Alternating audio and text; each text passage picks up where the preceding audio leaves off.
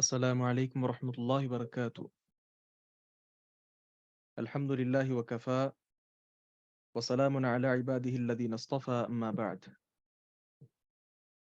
عزیز طلبہ و طالبات، آج ہم پڑھنے والے ہیں باب الوضوء، وضو کا بیان۔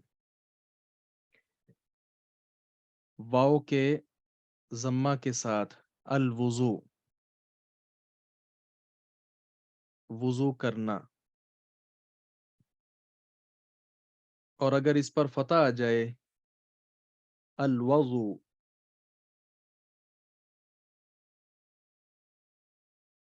تو اس کا مطلب ہوگا وضو کا پانی، یعنی وہ پانی جس کے ساتھ وضو کیا جاتا ہے۔ اسی طرح ایک تیسری حرکت بھی بتائی جاتی ہے، کسرہ،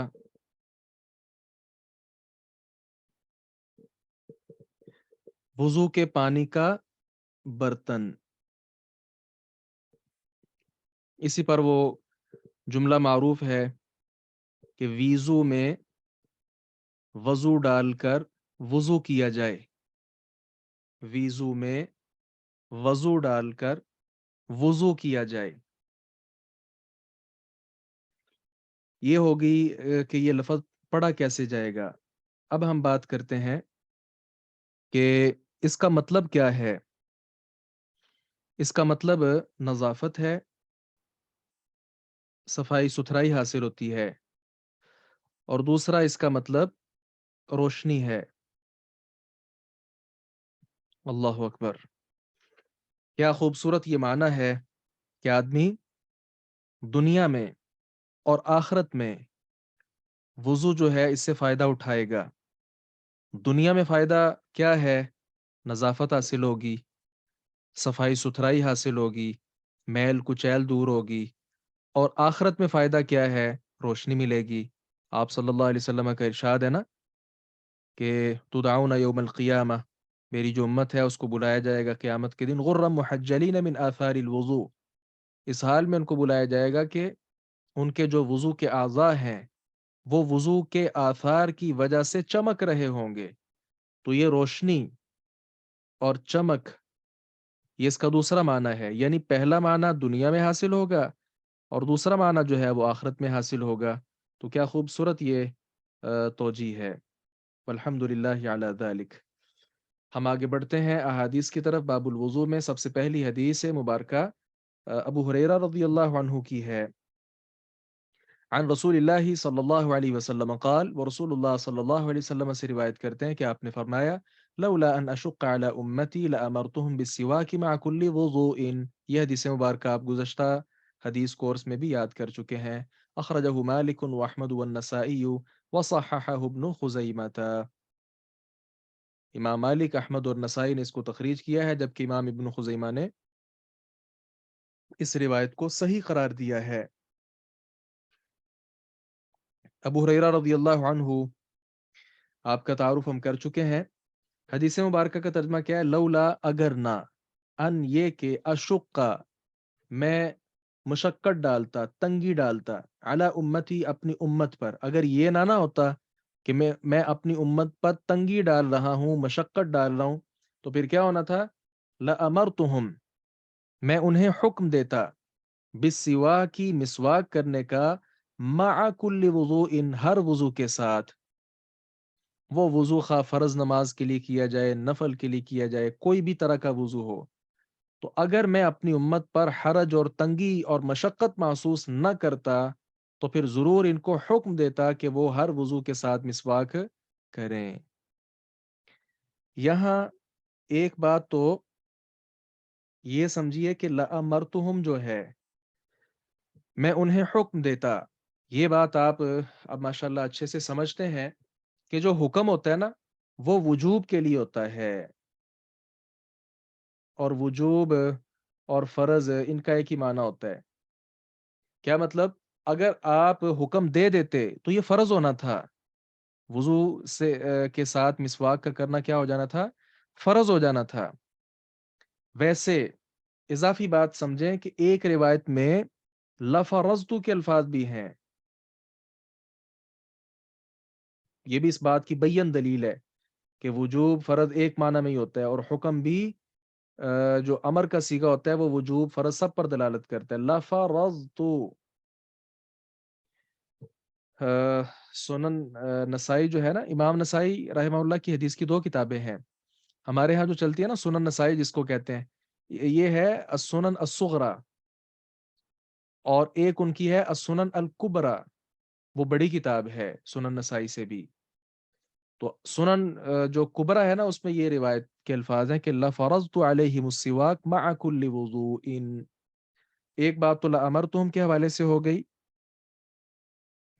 دوسری بات ہم کریں گے کہ یہاں الفاظ ہیں مع کل وضوء، جبکہ دیگر روایات میں الفاظ ہیں عند کل وضوء.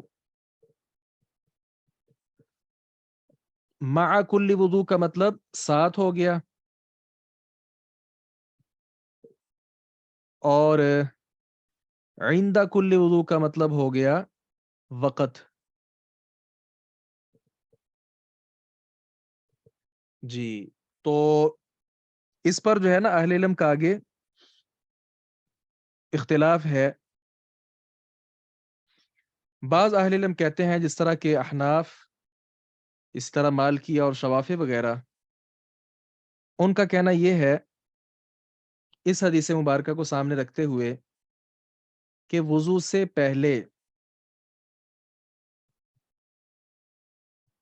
پہلے مسواک ہوگی. مثال آپ وضو کرنے لگے ہیں تو وضو شروع کرنے سے پہلے آپ مسواک کریں گے. اور جنہوں نے عند کلی وضو والی روایت کو مد نظر رکھا، جس طرح کے جمہور وغیرہ کی رائے ہے، انہوں نے کیا کہا کہ کلی کرنے کے ساتھ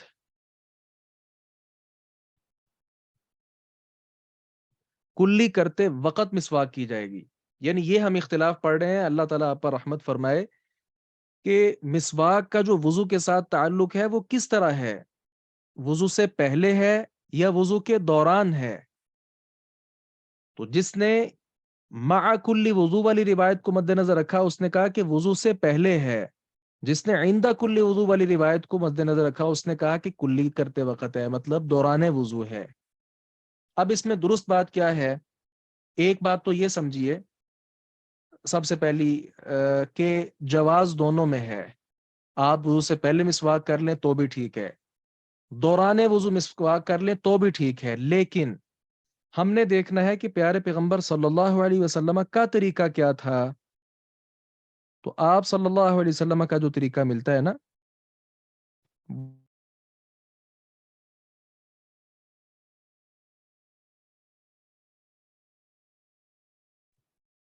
السلام علیکم ورحمۃ اللہ وبرکاتہ. سب کو آواز آ رہی ہے؟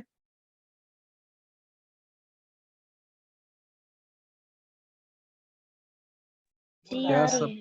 جی، میں کیا بات کر رہا تھا؟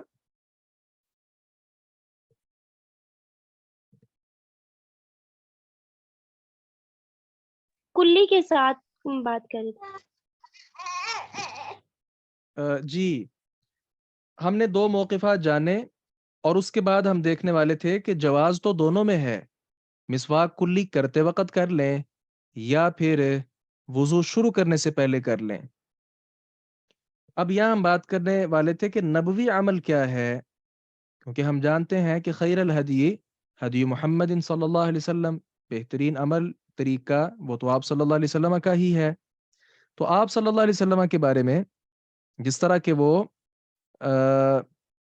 روایت ہے عبداللہ ابن عباس رضی اللہ عنہما، وہ صحیح بخاری میں حدیث ہے نا، یہ میمونہ جو ہماری امی جان ہے امہات المومنین میں سے، یہ ان کی خالہ لگتی ہیں.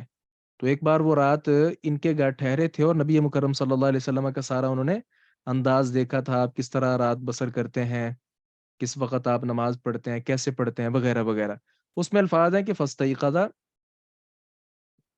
آپ صلی اللہ علیہ وسلم بیدار ہوئے، وتسوک، اور آپ نے مسواک کی، وتوضأ، اور آپ نے وضو کیا، وتوضأ، اور آپ نے وضو کیا. اس کو مد نظر رکھتے ہوئے کیا بات سمجھ آتی ہے آپ بیدار ہوئے، پھر آپ نے مسواک کی، پھر وضو کیا، کیا بات سمجھ آتی ہے؟ کون بتائیں گے؟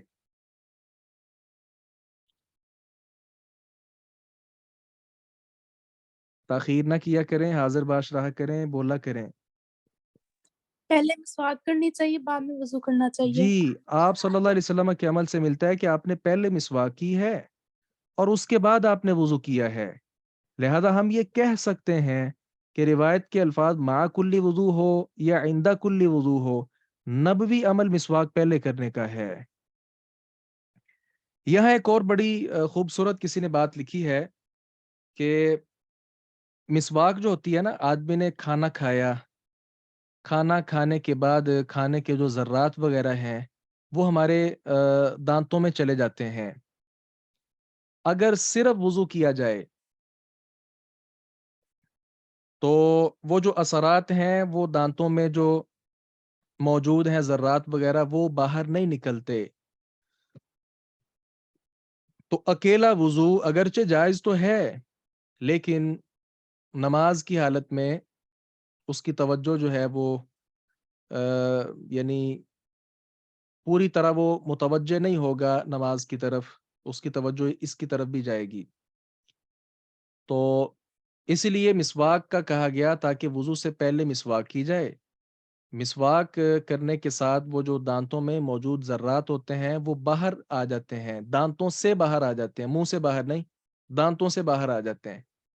کلی کو پھر اس کے بعد ہونا چاہیے تاکہ مسواک کے ساتھ وہ ذرات دانتوں سے نکل جائیں، اور کلی کرنے کے ساتھ پانی اچھے سے بہانے کے ساتھ وہ جو ذرات وغیرہ نکلے تھے وہ سارے پھر منہ سے باہر بھی نکل آئیں۔ تو یہ بڑی کمال توجیہ کسی نے پیش کی ہے۔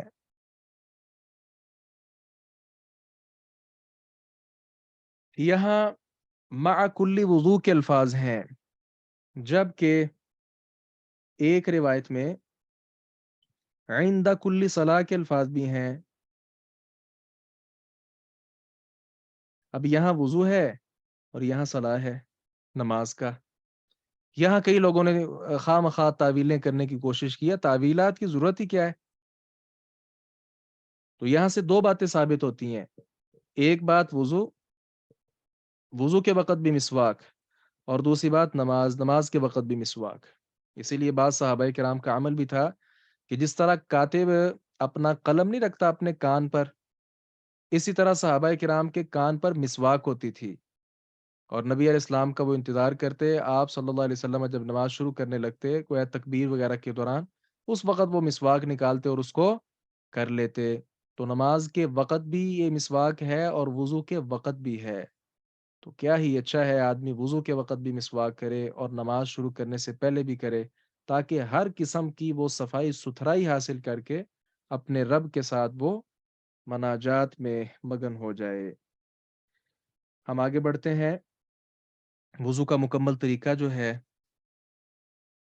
وہ ہم پڑھتے ہیں۔ عن حمران سے روایت ہے رحمہ اللہ، یہ عثمان رضی اللہ عنہ کے آزاد کردہ غلام ہیں۔ حمران بن ابان ان کا مکمل نام ہے، المدنی حمران بن ابان بن خالد النمری المدنی، یہ عثمان رضی اللہ عنہ کے غلام ہے جو تقریباً 75 ہجری میں ان کا انتقال ہے۔ عثمان رضی اللہ عنہ کے بارے وہ بیان کرتے ہیں کہ دعا، انہوں نے منگوایا۔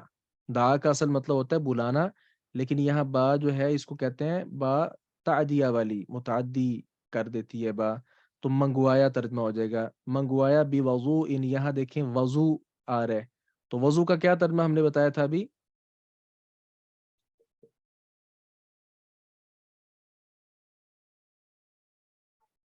جی، وضو کرنا۔ وضو کا پانی، ٹھیک ہے ٹھیک ہے۔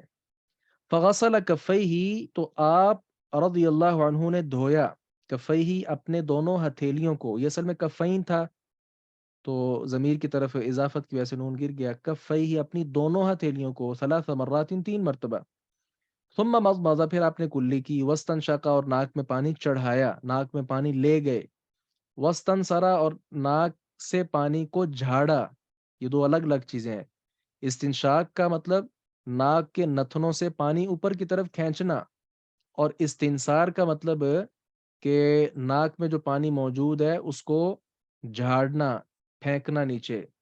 ثم غسل وجهه، پھر آپ نے اپنا چہرہ دھویا، 3 مرات، 3 مرتبہ. ثم غسل، پھر آپ نے دھویا، یدہ الیمنا، اپنا دایاں ہاتھ، الی المرفق، کوہنی سمیت. الا کا ترجمہ یہاں تک نہیں ہوگا بلکہ کیا ہوگا؟ سمیت. یہ گرامر کے اعتبار سے آپ اس کو سمجھ سکتے ہیں. اللہ اکبر کبیرہ. ما قبل ما بعد، جب ان دونوں کی جنس ایک ہو تو پھر ترجمہ سمیت والا کیا جاتا ہے. اگر جنس الگ ہو تو پھر ترجمہ تک کا کیا جاتا ہے، علاقہ. یہ کتب نحو میں یہ قاعدہ موجود ہے.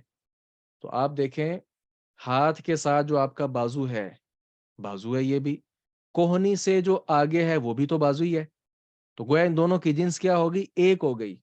جب جنس ایک ہے ما قبل اور ما بعد کی، تو پھر ترجمہ سمیت کا کیا جائے گا. تو کوہنی سمیت انہوں نے اپنا دایاں ہاتھ دھویا.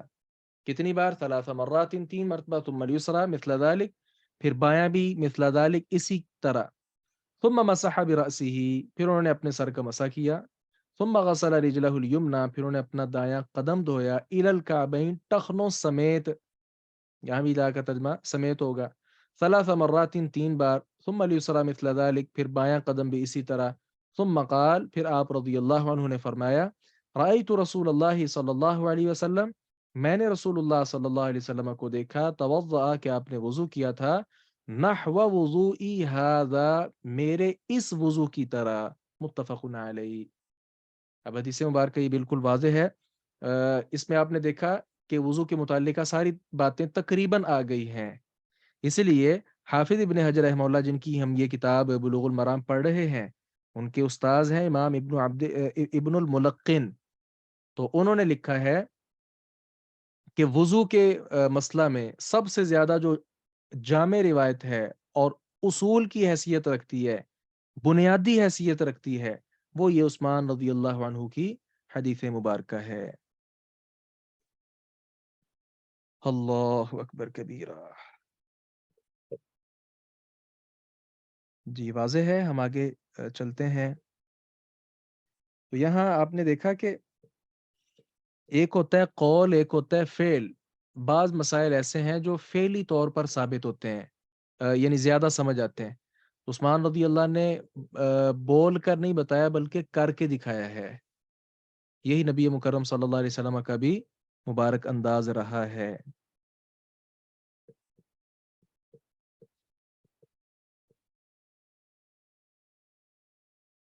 یہاں پھر آپ نے پڑھا اکثر جگہ پر 3 مرات، جی 3 مرات، 3 مرات، 3 مرات، 3 مرتبہ. تو یہاں سے سمجھے کہ 3 مرتبہ سے زائد جائز نہیں ہے کسی عضو کو دھونا، کیونکہ آپ صلی اللہ علیہ وسلم نے وہ ایک اعرابی آیا اور اس نے کہا نا کہ مجھے وضو کا طریقہ سکھائیں. تو آپ صلی اللہ علیہ وسلم نے اس کو وضو کر کے دکھایا اور اعضاء کو 3 بار دھویا. پھر آپ نے فرمایا ھذا الوضو، یہ وضو ہے. فمن زاد علی ھذا، جس نے اس پر اضافہ کیا، فقد اساء، تحقیق اس نے برا کیا، وتعدى، اور حد سے تجاوز کیا، وظلم، اور ظلم کیا. تو معلوم ہوا کہ اعضائے وضو کو 3 بار سے زیادہ دھونا منع ہے. اچھا یہاں ایک سوال ہے، بسا اوقات، اور آج کل یہ موسم بھی سردی کا ہے، زکام وغیرہ کی شکایت اکثر کو ہوتی ہے. تو اس صورت میں ناک کی جو صفائی ہے یہ 3 بار سے زیادہ ہو سکتی ہے؟ کون بتائیں گے؟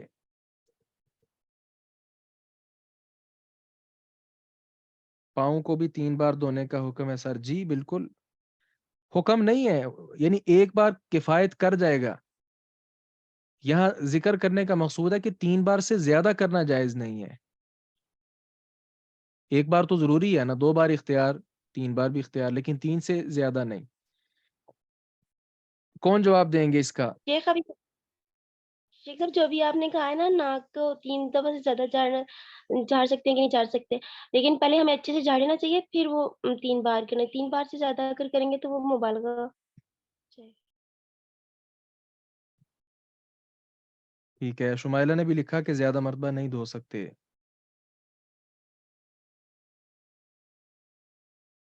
ٹھیک ہے، دیکھیں تصور وہ ہوگا جو آپ نے پانی لیا اور ناک کے نتنوں سے اوپر لے گئے پھر اس کو جھاڑا، یہ تصور ہوگا ایک مرتبہ. تو جس کو یہ مسئلہ ہے، مسئلہ بسا اوقات نہیں بھی ہوتا ہے، ویسے ہی یہ چونکہ ایک صفائی والی چیز ہے تو صفائی کی حاجت تو رہتی ہے. تو پہلی بار ہی پانی آپ لے گئے، استنشاق کیا، ناک کے نتنوں سے اس کو زور سے اوپر کی طرف کھینچا اور مبالغے کے ساتھ کھینچا.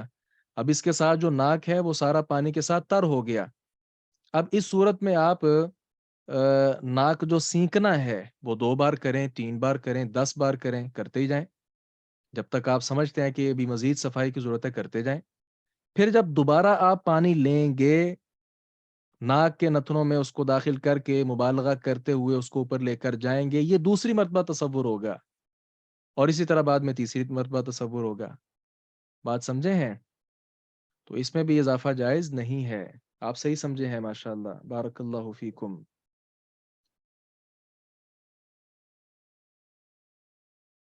اللہ اکبر کبیرہ. ہم آگے بڑھتے ہیں.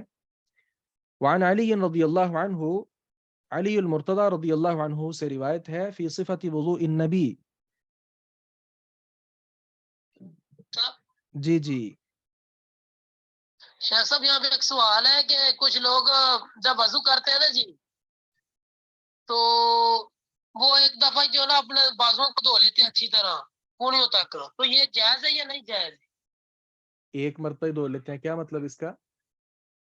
مطلب یہ ہے کہ جب وہ کونیاں دھوتے ہیں نا تو ایک دفعہ مطلب پانی اچھی طرح لگا کے نا تو اس کو ایسے مل لیتے ہیں دوسرے ہاتھ کو، تو یہ جائز ہے یا نہیں جائز؟ ٹھیک ہے، تو 3 دفعہ نہیں وہ پانی بہاتے ہیں.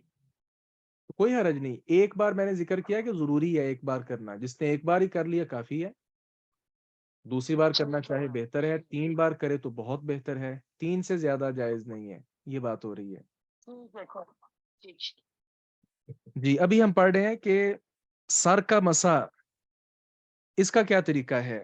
اب دیکھیں، ہم نے جو اصل روایت ہے نا عثمان رضی اللہ عنہ والی وہ پڑھ لی. اب جو اس سے جزوی اختلاف ہوتا رہے گا وہ آگے احادیث آتی جائیں گی. تو یہاں مسا کے حوالے سے روایت آئی علی رضی اللہ عنہ کی. علی رضی اللہ عنہ یعنی آپ جانتے ہیں کہ علی ابن ابی طالب نبی مکرم صلی اللہ علیہ وسلم کے چچا زاد ہیں، ابو طالب کے بیٹے ہیں، اور آپ صلی اللہ علیہ وسلم کے داماد ہیں. فاطمہ رضی اللہ عنہ کا نکاح سیدنا علی المرتضی رضی اللہ عنہ کے ساتھ ہوا، جو بالاتفاق خلیفہ رابع ہیں. اور خلیفہ بھی عام خلیفہ نہیں، خلیفہ راشد، جن کی اتباع کا نبی مکرم صلی اللہ علیہ وسلم نے حکم دیا تھا. بہرحال یہ وہ صحابہ ہیں جن کی تفصیل الگ الگ کتابیں اس پر لکھی جا چکی ہیں.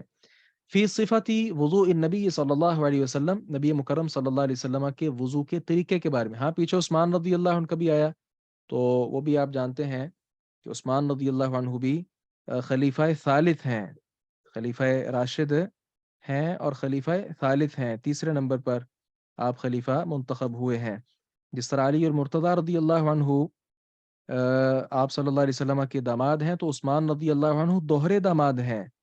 آپ نے پہلے رقیہ رضی اللہ عنہ کے ساتھ نکاح کیا اور ان کی وفات کے بعد پھر ام کلثوم کے ساتھ نکاح کیا تھا. آپ صلی اللہ علیہ وسلم نے عثمان رضی اللہ عنہ کو کئی بار جنت کی خوشخبری بھی سنائی تھی. امت اسلامیہ پر ان کے بہت سے احسانات ہیں، نہیں معلوم. جو احسان زیادہ کرتا ہے اس بیچارے کو زیادہ بھگتنا پڑتی ہیں. کس طرح بے دردی کے ساتھ پانی بند کر دیا گیا اور اللہ اکبر کبیرہ، بہت ہی زیادہ بے دردی کے ساتھ اس اللہ کے ولی کو شہید کیا گیا. عثمان رضی اللہ عنہ سے پہلے علی رضی اللہ عنہ کی شہادت بہت دردناک واقعہ ہے، پھر عثمان رضی اللہ عنہ کی شہادت بہت المناک واقعہ، علی المرتضی رضی اللہ عنہ کی شہادت بھی بہت زیادہ عجیب ایک معاملہ تھا، اور ان کے بعد ان کے بیٹے حسین بن علی رضی اللہ عنہما کا جو معاملہ ہے وہ بھی خیر بہت ہی زیادہ تکلیف دہ ہے. تو اللہ رب العزت کے ہاں ان کے درجات انشاءاللہ وہ ان تکالیف کے ساتھ بہت زیادہ بلند ہو چکے ہوں گے. فی صفت وضوء النبی صلی اللہ علیہ وسلم، نبی مکرم صلی اللہ علیہ وسلم کے وضو کے طریقے، صفہ کا مطلب طریقہ ہوتا ہے، طریقے کے بارے میں روایت کیا قال انہوں نے کہا ومسح برأسہ واحدتن، ومسح اور آپ نے مسح کیا برأسہ اپنے مبارک سر کا واحدتن ایک بار، اپنے سر کا ایک بار مسح کیا۔ اچھا گزشتہ جو روایت ہم نے پڑھی ہے نا اس میں بھی یہ ہے کہ آپ نے اپنے سر کا مسح کیا، باقی ساری چیزوں کے ساتھ 3 مرات آ رہا تھا، یہاں نہیں آیا۔ تو یہاں سے معلوم ہوا کہ سر کا جو مسح ہے وہ ایک بار ہی کیا جائے گا، 2 بار یا 3 بار کی دلیل کوئی نہیں ہے، اگرچہ بعض اہل علم کی رائے ہے، جس طرح کہ امام شافعی کہتے ہیں اور دیگر رائے بھی احباب کی رائے ہے کہ سر کا مسح بھی 3 بار ہو سکتا ہے، لیکن یہ رائے قوی نہیں ہے۔ اچھا ان کے پاس دلائل کیا ہیں؟ سب سے پہلے ان کی دلیل یہ ہے رسول اللہ صلی اللہ علیہ وسلم نے وضو کیا، توضأ ثلاثا ثلاثا، 3 بار آپ نے اعضائے وضو کو دھویا، یہ صحیح مسلم میں روایت موجود ہے۔ تو یہ ان کا استدلال ہے جی آپ نے وضو کے اعضاء 3 بار دھوئے تھے۔ اچھا یہاں تو اس کا ذکر ہی نہیں ہے جو سر کا مسح ہے۔ اچھا خیر دوسری ان کی روایت کیا ہے کہ عثمان رضی اللہ عنہ نے مسح کیا تھا رأسہ ثلاثا، اپنے سر کا 3 مرتبہ۔ یہ روایت ابو داود میں ہے لیکن یہ روایت ضعیف ہے، لہذا قابل حجت نہیں ہے۔ یہ روایت جو ہے اس میں اجمال ہے، تو تفصیل کو ترجیح دی جاتی ہے۔ اجمال ہو تو پھر ترجیح کس کو ہوتی ہے؟ تفصیل کو ہوتی ہے۔ تو تفصیلی جو روایت ہے اس میں تو آگے ومسح برأسہ واحدتن، تو اس میں ثلاثاً والی بات کو بہرحال قبول نہیں کیا جائے گا، لیکن ہم نے ذکر کیا کہ اہل علم کا اس میں اختلاف ضرور ہے، جس طرح امام شافعی کا میں نے آپ کے گوش گزار کیا۔ اب ہم آگے بڑھتے ہیں کہ اجمال کا مطلب ہوتا ہے مختصر، اور تفصیل کا مطلب ہوتا ہے وضاحت تفصیل سے۔ جیسے کسی نے کہا کہ میں لاہور سے کراچی چلے گیا، جی اب دوسری بار اس نے بیان کیا یار میں لاہور سے نکلا ہوں اور ماشاءاللہ اوکاڑا میں نے وہاں ایک جگہ گیا اور اس کے بعد پھر ساہیوال گیا اور اس کے بعد ملتان میں بھی بعض میں اپنے عزیزوں کو ملا اور پھر وہاں سے بس میں نکل گیا اور سیدھا کراچی پہنچ گیا۔ اب کس بات کو لیا جائے گا، تفصیل والی کو کہ اجمال والی کو؟ تفصیل والی بات راجی ہوگی نا، اجمال والی لے کر آپ ملتان کی نفی تو نہیں کر سکتے۔ آپ کہتے ہیں کہ نہیں اس نے کہا تھا کہ میں لاہور سے کراچی گیا، ملتان کا تو تذکرہ ہی نہیں ہے اندر، تو بھائی اس بات میں تذکرہ نہیں، لیکن دوسری اس نے جو وضاحت کے ساتھ بات کی اس میں ملتان کا تذکرہ موجود تھا۔ جی ہم آگے بڑھتے ہیں کہ سر کا مسح کیسے کیا جائے گا۔ پہلے تو ہم نے پڑھا کہ کتنی بار کیا جائے گا، معلوم ہو گیا ایک بار، اب ہے کیسے کیا جائے گا۔ عبداللہ ابن زید بن عاصم رضی اللہ عنہ سے روایت ہے، عبداللہ بن زید بن عاصم الانصاری المازنی، غزوہ احد میں انہوں نے شرکت کی ہے اور اس کے بعد جو غزوے ہیں ان میں بھی انہوں نے شرکت کی ہے۔ علی کل حال وہ جو حرہ کا واقعہ ہے یہ بھی ایک بہت زیادہ صحابہ کرام کا اس میں قتل شامل تھا، جس میں خصوصی طور پر عبداللہ ابن زبیر رضی اللہ عنہ کے خلاف یہ سارا لڑا جا رہا تھا، ان کو شہید کیا گیا تھا، تو یہ بھی اس میں ہی شہید ہوئے تھے 63 ہجری میں۔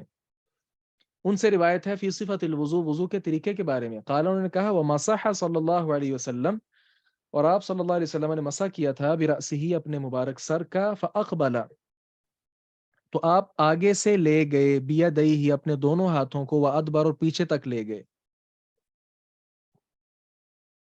اچھا اب یہاں بھی الفاظ مختصر ہیں، متفق علیہ، وفی لفظ، اس میں تفصیل آ رہی ہے آگے۔ بدأ آپ نے شروع کیا تھا بمقدم رأسہ اپنے سر کے آگے والے حصے سے، حتی ذہب یہاں تک کہ لے گئے تھے بہما ان دونوں کو، کن دونوں کو؟ ان دونوں ہاتھوں کو، الی قفاہ اپنی گدی تک، اپنی گدی تک ان ہاتھوں کو لے گئے تھے۔ ثم ردہما پھر آپ صلی اللہ علیہ وسلم نے ان دونوں کو واپس لوٹایا، الی المکان اس جگہ پر، الذی وہ جو بدأ آغاز کیا تھا منہ جس سے، تو آغاز کس سے کیا تھا؟ مقدم رأس سے۔ تو یہ تفصیل ہوگی ایک الفاظ میں جو روایت ذکر کی نا انہوں نے کہ بدا بمقدم رأسہ، آپ نے اپنے سر کے آگے والے حصے سے آغاز کیا تھا، حتی ذہب بہما الی قفاہ، یہاں تک کہ ان دونوں کو آپ اپنی گدی مبارک تک لے گئے، یعنی سر کے اختتام تک، گردن تک. ثم ردہما، پھر آپ نے ان دونوں کو واپس لوٹایا، الی المکان الذی، اس جگہ پر، الذی بدأ منہ، جس سے آپ نے سر کا مسح شروع کیا تھا. اچھا جی، یہاں سے یہ بات معلوم ہوئی کیسے والی بات میں، کہ سر کا جو مسح ہے، مسح الرأس، یہ مکمل ہوگا، مکمل سر کا مسح ہوگا. یہ سر کا مسح کیا ہوگا؟ مکمل ہوگا. بعض لوگوں نے کہا ہے جی اپنا سر کا آدھا حصہ اگر کر لیا جائے تو بھی جائز ہے. کچھ نے کہا کہ نہیں، سر کے 4 حصے کرنا تو چوتھائی حصے پر آپ نے مسح کر لیا تو بھی مسح حاصل ہو جائے گا. یہ باتیں درست نہیں ہیں. ان کی دلیل کیا ہے؟ آپ صلی اللہ علیہ وسلم کے بارے جو آتا ہے نا، فمسح، آپ نے مسح کیا تھا، بناصیتہ، اپنی پیشانی پر، وعلی العمامہ، اور اپنی پگڑی مبارک پر. تو یہاں سے وہ کہتے ہیں کہ آپ نے جو مسح کیا تھا ناسیہ پر، ناسیہ پیشانی کے بالوں کو کہتے ہیں، تو پیشانی کے بعد بہت تھوڑے ہوتے ہیں، انہی پر آپ نے مسح کیا تھا. تو یہ دلیل ان کی نہیں بنتی. کیوں؟ کوئی بتا سکتے ہیں؟ حاضر باش رہا کریں. کیونکہ یہ امامے کے ساتھ ہے نا، اگر امامہ باندھا ہوگا تو پھر نہیں. جی ماشاء اللہ، کیونکہ یہاں امامے کا ذکر ہے، تو اگر تو کسی نے امامہ باندھا ہے تو ٹھیک ہے، امامہ باندھا ہے پھر تو ناسیہ پر بھی ضرورت نہیں ہے کرنے کی، ڈائریکٹ امامے پر بھی ہو سکتا ہے، اس کے دلائل بھی موجود ہیں. اس لیے یہ بات قوی نہیں ہے، اگرچہ بعض بڑے اہل علم نے یہ بات بھی کی ہے. اب ہم آگے بڑھتے ہیں کہ سر کے ساتھ چونکہ کانوں کا بھی ایک تعلق ہے.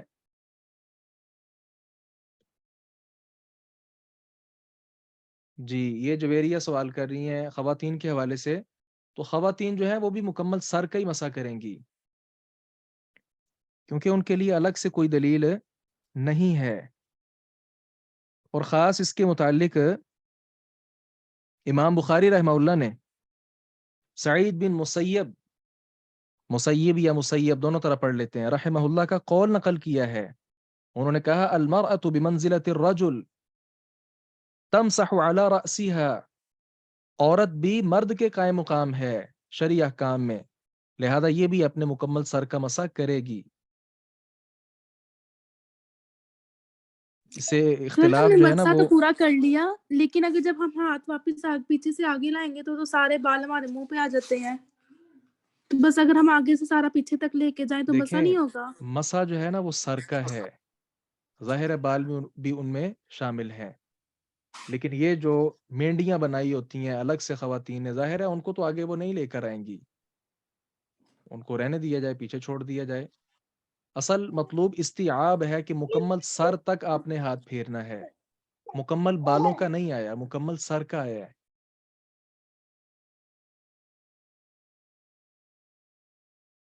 ایک سوال جو ہے نا وہ سوال و جواب کے گروپس بھی چونکہ میرے بنے ہوئے ہیں، تو خواتین کے بھی گروپس کافی ہیں، ان میں سے جو سوال ایک اکثر موصول ہوتا ہے وہ یہ کہ خواتین اگر مثال کوئی یونیورسٹی پڑھتی ہے یا کوئی باہر کسی سفر میں، تو سر پر مسح کی بجائے وہ اپنے حجاب پر مسح کر سکتی ہیں کہ نہیں؟ کیا جواب ہے اس کا؟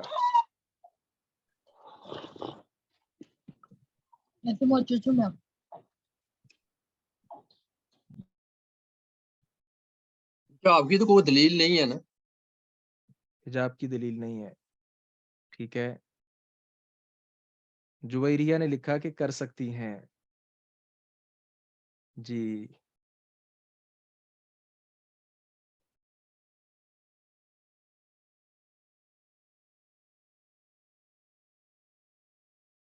نگین نے ہاتھ کھڑا کیا ہے، وہ بات کر سکتے ہیں. حافظ زبیر کہتے ہیں کہ نہیں کر سکتی. انزلہ فرید کہہ رہی ہیں کر سکتی ہیں. ماشاءاللہ. مریم ذوالفقار کر سکتی ہیں. اریج نہیں کر سکتی. آپ بیویاں آپس میں متفق نہیں ہیں. یہ واٹس ایپ کال پہ ماریا ہیں, بولیں. جی کر سکتی ہوں مسا کر سکتی کافی ہے, اوپر حساب کے اوپر. ٹھیک ہو گیا. اللہ اکبر کبیرہ. قاری صاحب وہ نہیں کر سکتی کیونکہ آدھے سر کا مسا تو ہر صورت سے واجب ہے اور باقی جو پورے سر کا مسا ہے وہ تو لازم ہے. یہ بات اس کے ابھی بنا پھر آپ تو نے کر دی, میں وہ بات کلیئر کر کے آیا تھا. آدھے سر کا کوئی تصور نہیں ہے, پورے سر کا ہی مسح کرنا ہے. وَامْسَحُوا بِرُؤُوسِكُمْ, اپنے سروں کا مسح کرو. یہ تو قرآن میں بھی آیت موجود ہے. یہ آدھے اودے والی کوئی بات نہیں ہے, سارے سر کا ہی ضروری ہے. یہاں سوال اور ہے کہ خواتین وہ جو حجاب باندھا ہوا ہے, نہیں کر سکتی. تو میں نے یہ کہا کہ حجاب کے اوپر جو ہے وہ حجاب کے اوپر جو ہے اس کے اوپر لازم مطلب سر کے اوپر مسا کرے گی. حجاب کے اوپر کرے نہ کرے وہ تو ایک الگ چیز ہے, وہ نہیں ہوگا, سر کا مسا نہیں ہوگا. ٹھیک ہے, یعنی آپ کہہ رہی ہیں کہ نہیں ہوگا. ٹھیک ہو گیا. ماریا نے لکھا نہیں کر سکتی, فاطمہ کہتی ہیں نہیں کر سکتی. چلیں جی, آپ کی آراء سامنے آ گئی ہیں. تو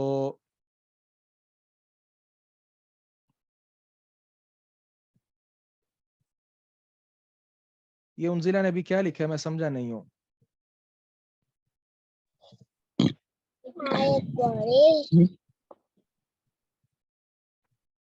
شیخ محترم, یہ جو علی الامائم والی حدیث ہے میرے خیال سے یہ جو ہے اس کی ماشاء دلیل اللہ, ہے. خواتین بھی پگڑیاں باندھ رہی ہیں, کیا کمال ہے. نہیں پگڑی کی بات نہیں, وہ جو اسکارف کو اگر اس طریقے سے ہم سمجھے تو. اچھا مجھے بات یہ بتائیں, یہ جو سوال ہے, اس بہن نے, اس بیٹی نے کیا اپنا چہرہ نہیں دھویا؟ سر کا مسا تو بعد کی بات ہے نا, چہرہ نہیں دھویا.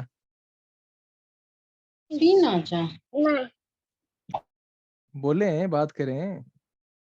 چہرہ دھویا کہ نہیں اس نے وضو دھویا میں؟ ہے شیخ محترم. ہاں دھویا.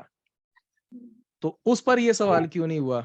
کیونکہ اصل سوال کے پیچھے مقصد یہ ہے کہ وہاں چونکہ گزر گاہ ہے, مرد بھی ہوتے ہیں, پردے کے مسائل ہیں. تو کیا پردہ چہرے کا نہیں ہے؟ چہرے پر انہوں نے کر لیا, تو سر کا جو ہے نا وہ پیش آ رہی ہے ضرورت کہ وہ حجابی کے اوپر سے کرنا ہے. بات کی سمجھ آئی ہے؟ جب چہرہ وہ کھول رہی ہے اور اس پر وہ مسح کر رہی ہے تو سر پر کرے, کیا مسئلہ ہے, سر پہ کیوں نہیں ہو رہا؟ اس لیے یہ عجیب سوال ہے, یعنی سوال ہی عجیب ہے.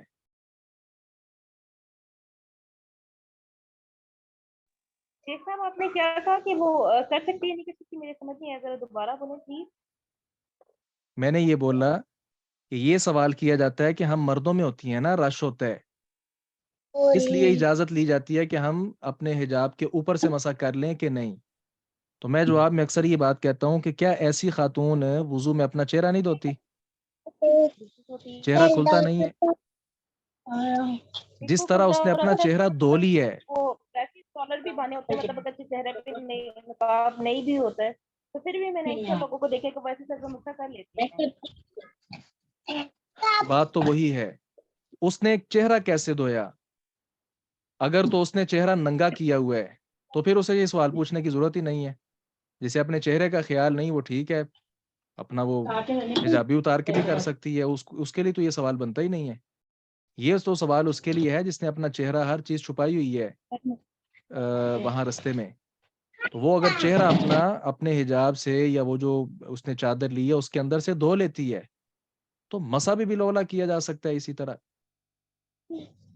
لہذا ہمارے ہاں نہ ٹوپی پر مسا ہوتا ہے اور نہ خواتین جو ہے نا یہ اپنے دوپٹے سے یا حجاب جو بھی باندھا ہوا ہے اس پر مسا کر سکتی ہیں.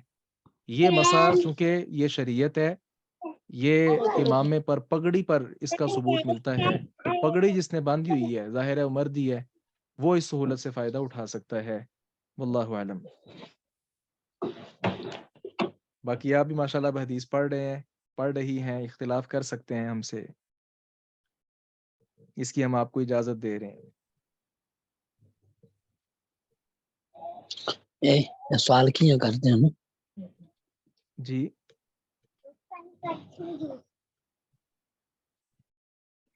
ہم آگے بڑھتے ہیں. عبداللہ ابن عامر رضی اللہ عنہما سے روایت ہے. آپ جانتے ہیں یہ عبداللہ ابن عمر سب سے زیادہ حدیثیں ان کے پاس تھیں. یہ آپ کو معلوم ہونا چاہیے کہ مواد جو ہے احادیث کا لکھی ہوئی تحریری صورت میں وہ عبداللہ ابن عمر ابن عاص کے پاس ہی تھیں. السلام علیکم سر، اور میک پہ جو بات ہے حفظ کی، علیکم السلام ورحمۃ اللہ وبرکاتہ، وہ ہے ابو ہریرہ رضی اللہ عنہ.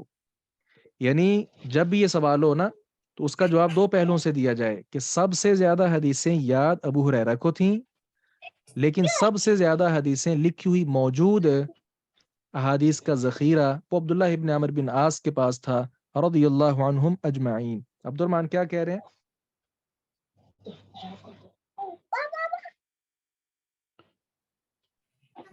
یہ صحیح جی بخاری میں نے میں نا روایت موجود ہے، ابو ہریرہ رضی اللہ عنہ نے خود ہی اس بات کی وضاحت کی ہے، کان یکتب ولا اکتب، کہ وہ لکھ لیتے تھے حدیثیں، میں لکھتا نہیں تھا، اس وجہ سے ان کے پاس احادیث کا ذخیرہ زیادہ جمع ہو گیا تھا.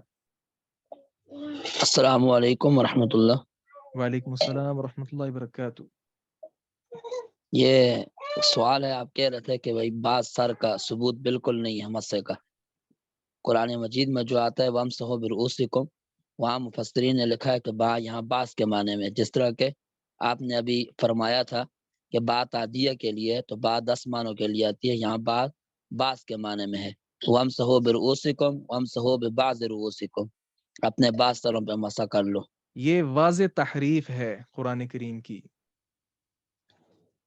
یہ تو تفسیر 14 صدیوں سے استاد جی آ رہی ہے، تو 14 صدیوں سے وہ تفسیر چلی جا رہی ہے. یہ آج تو نہیں کہ آج اگر کوئی کرے گا تحریف ہوگی، لیکن وہ تو صحابہ اکرام تابعین جو تھے تفسیر کرنے کا طریقہ کار ہے، وہ تو سب درست لکھا ہے 14 صدیوں سے. اس پر اتفاق تو نہیں ہے نا، سارے مفسرین متفق ہیں ببعض رؤوسکم پر. لیکن ایک تفسیر تو ہے نہیں، جس سے لیکن یہ ابھی نکلتا رہنے ہے دیں، کہ بعض سر پہلے پر جواب دیں متفق ہے کہ نہیں.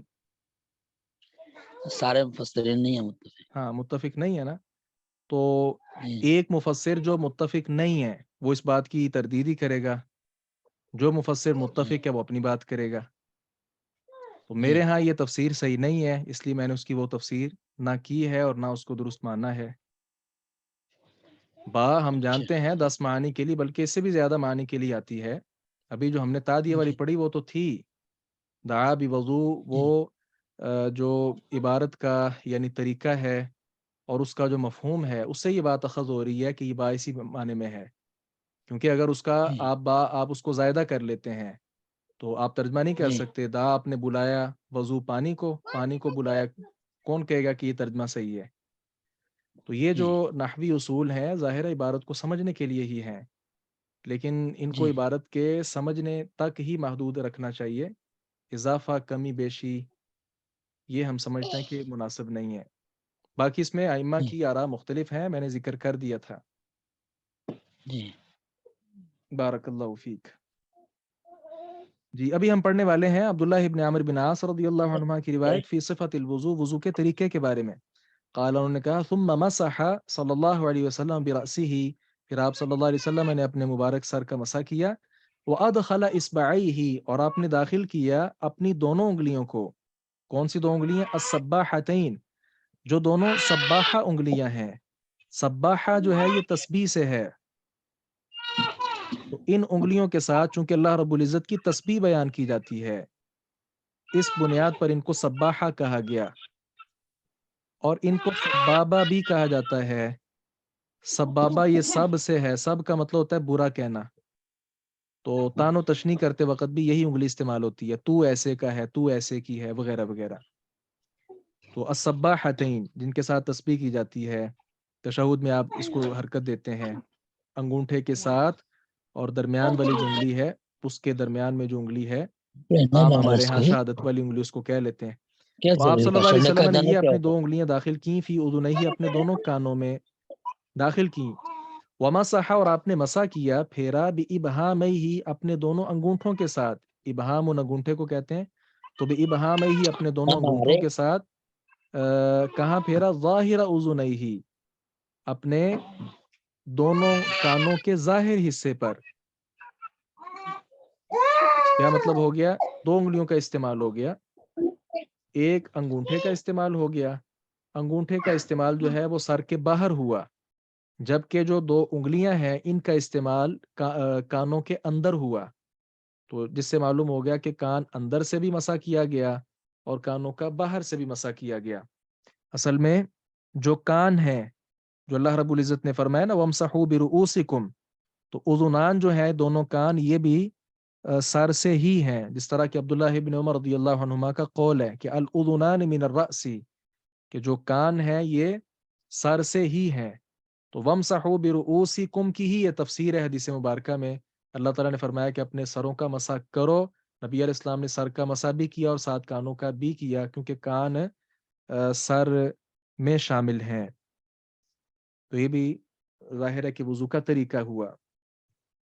ابو ہریرہ رضی اللہ عنہ کی روایت، انہوں نے کہا رسول اللہ صلی اللہ علیہ وسلم نے فرمایا اذا استيقظ، جب بیدار ہو، احدکم تم میں سے کوئی ایک، من منامہ اپنی نیند سے، منام یہ مصدر میمی ہے، فلیستنثر تو وہ جھاڑے اپنے یعنی ناک کو، ثلاثاً 3 بار، فإن الشیطان کیونکہ شیطان یبیت رات بسر کرتا ہے، علی خیشومہ اس کے ناک کے بانسے پر، ناک کے اوپر والی جو نرم ہڈی ہے اس کو خیشوم بولتے ہیں، تو یہاں وہ رات بسر کرتا ہے. تو یہاں سے معلوم ہو گیا کہ یبیت، بات یبیتو البیوتا، اس سے مراد رات کی نیند ہوتی ہے. امام احمد رحمہ اللہ وغیرہ کی رائے کیا ہے؟ جو ہمیں درست معلوم ہوئی وہ یہ کہ رات کی نیند سے اٹھ کر ہی ناک کو 3 بار جھاڑنے کا حکم ہے. اگر آپ نے قیلولہ کیا یعنی دن میں آپ سوئے تو پھر آپ اگر وضو کرتے ہیں تو 3 بار ناک جھاڑنے کا جو حکم ہے وہ نہیں ہے، کیونکہ یہاں بات یبیتو رات کے معنی میں ہے. اور پھر آپ جانتے ہیں کہ الحدیث یفسر بعضہ بعضا، ایک حدیث دوسری حدیث کی کرتی ہے، تفسیر کرتی ہے. تو بعض روایتوں میں من اللیل کا لفظ بھی ہے کہ رات کو تم میں سے جب کوئی بیدار ہو تو. بہرحال رات کی نیند یہاں سے مراد ہے. رات کو جب صبح اٹھتا ہے تو فجر کے وضو کرنے میں 3 بار ناک کو جھاڑنا ضروری ہے. یہاں ایک بات سمجھیں کہ 3 بار ناک جھاڑنا، 3 بار چہرہ دھونا، دیگر اعضاء یہ فرض نہیں ہے، لیکن یہاں ضروری ہے. رات کو اگر آپ اٹھتے ہیں تو باقی اعضائے وضو آپ ایک بار ہی دھو رہے ہیں، لیکن ناک میں پانی لے جانا ظاہر ہے استنصار تبھی ہوگا جب استنشاق ہوگا. سمجھے نا؟ ناک میں پانی لے کر جائیں گے تو جھاڑیں گے. تو استنشاق اور استنصار یہاں دونوں مراد ہیں، دونوں 3 بار ہوں گے، یہ حکم ہے. وعنہ، اور انہی سے روایت ہے کہ اذا استيقظ احدكم من نومه، جب تم میں سے کوئی ایک اپنی نیند سے بیدار ہو، فلا یغمس تو وہ نہ ڈبوئے، یدہ اپنے ہاتھ کو، فی الاناء برتن میں، حتی یغسلها یہاں تک کہ اس کو دھو لے، ثلاثا 3 مرتبہ. یہاں بھی 3 مرتبہ دھونے کا تذکرہ ہے. کس کو؟ ہاتھوں کو. فإنه کیونکہ وہ لا یدری نہیں جانتا، این باتت یہاں بھی رات والا وہ آیا، باتت این کہاں، باتت رات بسر کی ہے، یہاں یدہ ہونا چاہیے. باتت چونکہ فعل ہے، یدہ اس کا فاعل بنے گا. باتت رات بسر کی ہے، یدہ اس کے ہاتھ نے. استاد محترم عربی میں 5 انگلیوں کے نام کیا ہیں؟ جی میں ذکر کرتا ہوں، یہ حدیث مبارکہ مکمل کر لیں. متفق علیہ واللفظ وہذا لفظ مسلم، اور یہ الفاظ امام مسلم کے ہیں. تو یہاں بھی رات کا تذکرہ اور یہاں بھی رات کی نیند کا تذکرہ ہے، دونوں میں رات کی نیند کا تذکرہ ہی ہے.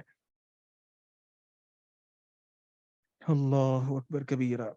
بعض روایتوں میں نا الفاظ ہیں اذا قام احدکم من اللیل، یہ میں کہہ رہا تھا کہ الحدیث یفسر بعضہ بعضا. اب یہاں حدیث میں ہے کہ اذا قام احدکم من اللیل، جب تم میں سے کوئی رات کو بیدار ہو تو، رات کی نیند سے بیدار ہو تو. اب یہاں بھی اختلاف ہے، بعض اہل علم کہتے ہیں کہ نہیں، یہاں مراد تو سونا ہی ہے نا، اصل چیز تو حواس وغیرہ کا گم ہونا ہی ہے. تو وہ رات کی نیند میں بھی ہوتا ہے، دن کی نیند میں بھی ہوتا ہے. تو دن کو بھی آدمی کو نہیں پتا چلتا کہ اس کا ہاتھ رات کہاں کہاں لگتا رہا، گندگی میں لگتا رہا وغیرہ وغیرہ. تو اب ایسے ہی وہ برتن میں اپنا ہاتھ ڈال دے گا تو وہ چیز نجس ہو جائے گی وغیرہ وغیرہ.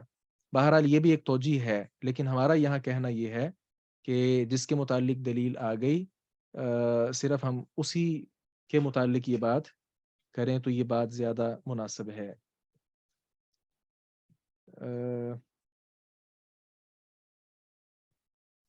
میرے خیال میں کافی ہے، یہاں سے انشاءاللہ ہم کل پڑھیں گے. تو یہ کسی نے پوچھا تھا انگلیوں کے نام، تو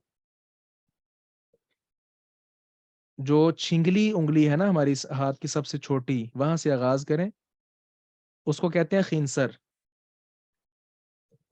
خنصر. اس کے ساتھ والی جو ہے اس کو کہتے ہیں بنصر.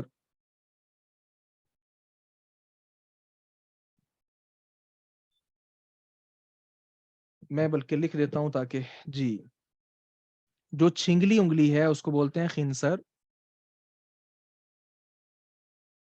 اس کے ساتھ والی بنصر، اور درمیان والی جو ہے اس کو بولتے ہیں وسطی، اور اس کے ساتھ والی اس کو سباحہ ویسے بول لیں، جبکہ میں نے کہا اس کو سبابہ بھی کہتے ہیں. اور جو ساتھ میں اپنا انگوٹھا ہے اس کو بولتے ہیں ابہام. یہ انگلیوں کے نام ہیں.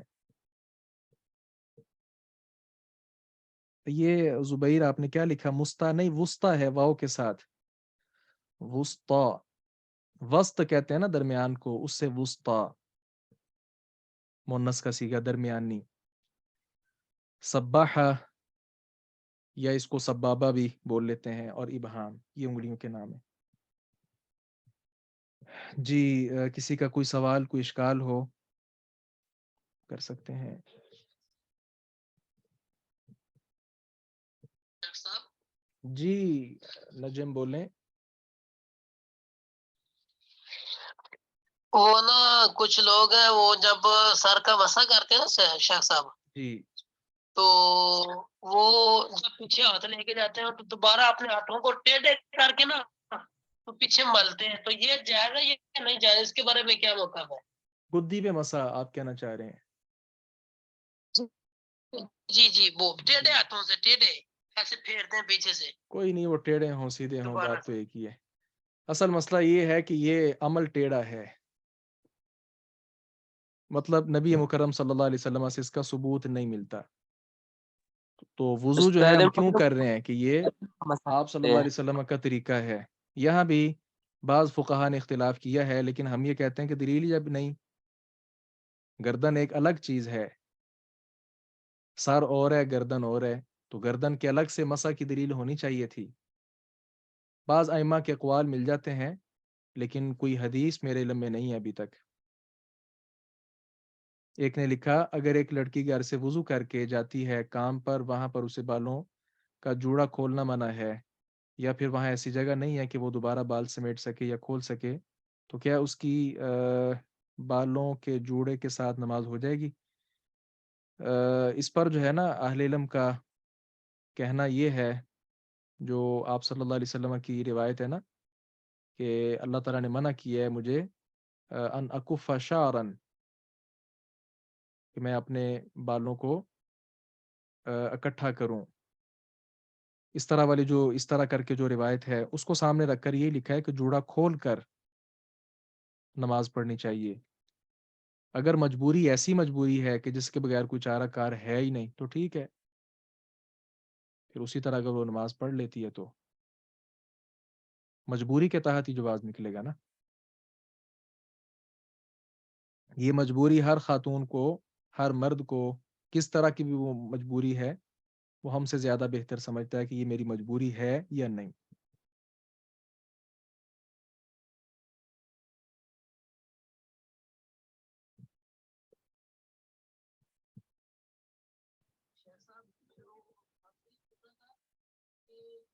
تو اگر انسان نے جرابیں پہنی ہے تو وہ کس طرح مسا کرے گا پھر؟ اس کا کیا ہے؟ وہ آگے انشاءاللہ سبق آ رہا ہے تفصیلی.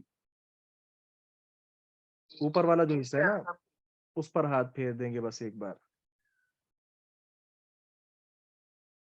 آگے انشاءاللہ باب ہم پڑھیں گے. السلام علیکم ورحمۃ اللہ وبرکاتہ.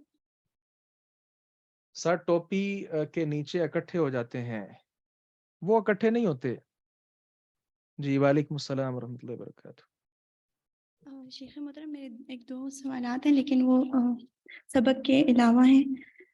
جی جیسے کہ یہ کہتے ہیں کہ جو موت کے وقت کلمہ نصیب ہونا ہوتا ہے تو کچھ لوگ جب پاس کھڑے ہوئے کلمہ کہہ رہے ہوتے ہیں تو ان کو آہستہ آواز میں کہنا چاہیے یا اونچی آواز میں؟ بس یہاں انہوں نے جو میت ہے نا اس کو سنانا ہے، اچھا نہیں کہتے ہیں بس یہ مقصود ہے کہ اس تک آواز پہنچے. کہتے ہیں اس کو آواز نہیں آنی چاہیے، بس اپنے دل میں پڑھو کہ وہ ڈر جائے گا تو ایسے. کیوں؟ حدیث مبارکہ جو ہے نا ہم نے اس کو لینا ہے. اس حدیث کے الفاظ کیا ہیں بلا؟ آپ نے فرمایا ہاں لقنوا موتاکم لا الہ الا اللہ. اپنے جو فوت کے قریب یعنی وفات کے قریب لوگ ہیں ان کو لا الہ الا اللہ کی تلقین کرو. اب یہ تلقین کیسے ہوگی؟ جی اس کو اس کے سنانے وقت جب اس کو سنائیں جی گے. اس کے قریب پڑھا جائے گا تاکہ وہ سن کر وہ بھی اس کو یاد آ جائے اور وہ دہرا لے. جی اور شیخ محترم ایک اور سوال ہے، جیسے کہ ایک بندہ فوت ہوتا ہے مغرب کے ٹائم تو اس کو جب رات کو غسل دیتے ہیں پھر اس کا جو جنازہ ہوتا ہے وہ اگلے دن ہوتا ہے یعنی کہ اگلے دن 2 بجے جس طرح، تو اس کو صبح دوبارہ غسل دیا جائے گا یا ایک غسل کافی ہوگا؟ ایک غسل کافی ہے. تو یہاں پہ تو 2 اور یہ بار غسل جو ہے نا وہ 3 اس بار. کے قریب دینا چاہیے یعنی جنازے سے پہلے. اچھا یعنی کہ جو پہلے نہیں ٹھیک ہے. دیں. جی اور ایسے ہی ہوتا ایک ہے اور بس اوقات وہ میت کو تیسرے چوتھے دن 1 ماہ بعد دفن کیا جاتا ہے تو غسل جو ہے نا وہ آخر میں ہی ہوگا. جی اور ایک اور سوال یہ ہے کہ جو میت کو جو عورت کی میت ہوتی ہے تو اس کو کہتے ہیں کہ اس کی شلوار الگ سے بنوانی چاہیے کفن کی. یہ ابھی میرے ذہن میں مستحضر نہیں ہے. جی اس کا اچھا انشاءاللہ ایک اور پھر بتاؤں سوال گا. ہے، جی آخری سوال ہے. تو وہ یہ ہے کہ کل یہاں پہ ایک فوتگی ہوئی ہے تو وہاں پہ ایک آنٹی تھی تو وہ کہتے ہیں کہ جو سر پہ پہناتے ہیں تو کوئی ٹوپی سی بنا رہی تھی میت کے لیے، اس پر چنٹ ڈال رہی تھی، کہہ رہی تھی کہ اس طرح میت خوبصورت لگے گی. میری مما نے ان کو منع کیا کہ ایسے نہیں کرنا تو وہ کہتی ہیں نہیں نہیں اس طرح خوبصورت لگتی ہے. خوبصورتی دلیل تو نہیں ہے. تو یہ نہیں کرنا چاہیے نا شیخ نہیں محترم؟ خوبصورتی والی بات سے مسئلہ ثابت تو نہیں ہوتا. جی ٹھیک ہے ٹھیک ہے جزاک اللہ خیر. خیر کی بجائے خیرہ کہتے ہیں. ٹھیک خیرہ ہے شیخ محترم جزاک اللہ خیر. کیونکہ یہ جزا کا جو ہے نا یہ مفعول بن رہا ہے اور مفعول منصوب ہوتا ہے. جزاک اللہ خیرن. جی شکراً بارک اللہ فیکم. اللہ تعالیٰ آپ کو بہت سی خیریں اور بہت سی بھلائیاں اور بہت سی برکات عطا فرمائے. آمین. سبحانک اللہم وبحمدک اشہد ان لا الہ الا انت استغفرک واتوب الیک. السلام علیکم ورحمۃ اللہ وبرکاتہ. السلام ورحمۃ اللہ وبرکاتہ.